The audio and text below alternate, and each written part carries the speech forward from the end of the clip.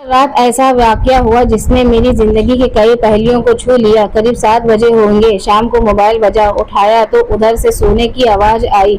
मैंने शांत कराया और पूछा कि भाभी जी आखिर क्या हुआ क्या। उधर से आवाज आई, आप कहाँ हैं और कितने देर में आ सकते हैं। मैंने कहा, आप परेशानी बताइए। और भाई साहब कहाँ हैं, माता जी किधर हैं, आखिर क्या हुआ। लेकिन उधर से केवल एक रट की आप आ जाइए। मैंने आश्वासन दिया कि कम से कम 1 घंटा पहुंचने में लगेगा। जैसे तैसे पूरी घबराहट में पहुंचा। देखा तो भाई साहब हमारे मित्र जो जज हैं सामने बैठे हुए हैं। भाभी जी रोना चीखना कर रही थी। 12 साल का बेटा भी परेशान है, 9 साल की बेटी भी कुछ नहीं कर पा रही है। मैंने भाई साहब से पूछा कि आखिर क्या बात है। भाई साहब कोई जवाब नहीं दे रहे थे। भाभी जी ने कहा, ये देखिए तलाक के पेपर, ये कोर्ट से तैयार करा के लाए हैं, मुझे तलाक देना चाहते हैं। मैंने पूछा, ये कैसा हो सकता है, इतनी अच्छी फैमिली है, 2 बच्चे हैं, सब कुछ सेटल है। प्रथम स्थिति से मुझे लगा कि ये मजाक है, लेकिन मैंने बच्चों से पूछा, दादी किधर है। बच्चों ने बताया, पापा ने उन्हें 3 दिन पहले नोएडा के वस्त्राश्रम में शिफ्ट कर दिया है।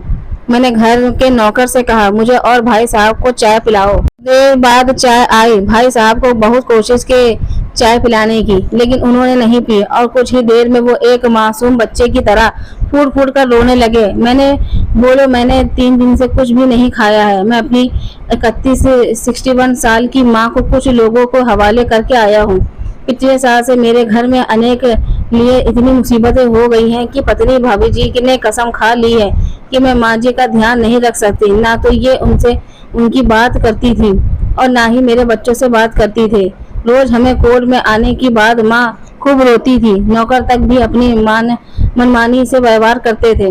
माँ ने 10 दिन पहले बोल दिया, बेटा तू मुझे ओल्ड एज होम के शिफ्ट कर दे। मैंने बहुत कोशिश की पूरी फैमिली को समझाने की, लेकिन किसी ने माँ से सीधे मुंह बात नहीं की। जब मैं 2 साल का था तब पापा की मृत्यु हो गई थी। दूसरे के घर में काम करके मुझे इस काबिल बनाया कि आज मैं जज हूँ। लोग बताते हैं कि मैं कभी दूसरों के घरों में काम करते वक्त भी मुझे अकेला नहीं छोड़ती थी।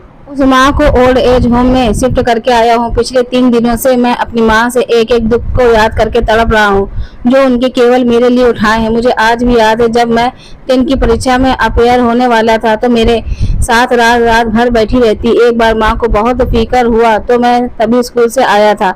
उसका शरीर गर्म था, तब रहा था। मैंने कहा, माँ तुझे फीवर है। हंसते हुए बोली, अभी खाना बना रही थी इसलिए गर्म है।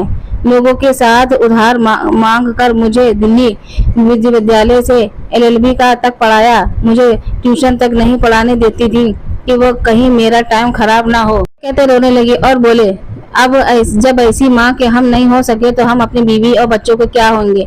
सारी प्रॉपर्टी इन लोगों के हवाले करके उसे ओल्ड होम रोज में रहूंगा। कम से कम मैं माँ के साथ रह तो सकता हूँ, और अगर इतना सब कुछ करके माँ आश्रम में रहने के लिए मजबूर है तो एक दिन मुझे भी आखिर जाना ही पड़ेगा। माँ के साथ रहते रहते आदत भी हो जाएगी। माँ की तरह तकलीफों तो नहीं होगी। जितना बोलते उससे भी ज्यादा रो रहे थे। बातें करते करते रात के 12 बज हो गए। मैंने भाभी जी के चेहरे को देखा। उनके भाव के प्रत्याशित और गलानी से भरे हुए थे। मैंने ड्राइवर से कहा, अभी हम लोग नोएडा जाएंगे। भाभी जी और बच्चे हम सारे नोएडा पहुँचे। बहुत ज्यादा रिक्वेस्ट करने पर गेट खुला। भाई साहब ने उस गेट कीपर के पैर पकड़ लिए। बोले, मेरी माँ है, मैं उसको लेने आया हूँ। चौकीदार ने कहा, क्या करते हो साहब।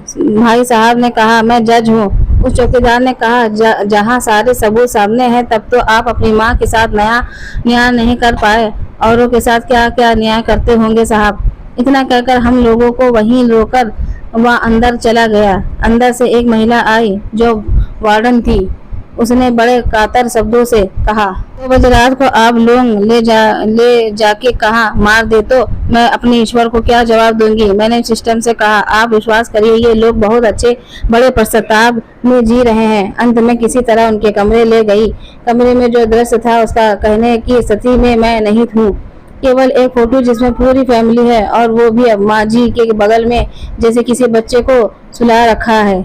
मुझे देखी तो उनका लगा कि बात ना खुल जाए, लेकिन जब मैंने कहा हम लोग आपको लेने आए हैं तो पूरी फैमिली एक दूसरे को पकड़कर रोने लगी। आसपास के कमरों में भी बुजुर्ग थे, सब लोग जाकर बाहर तक ही आए।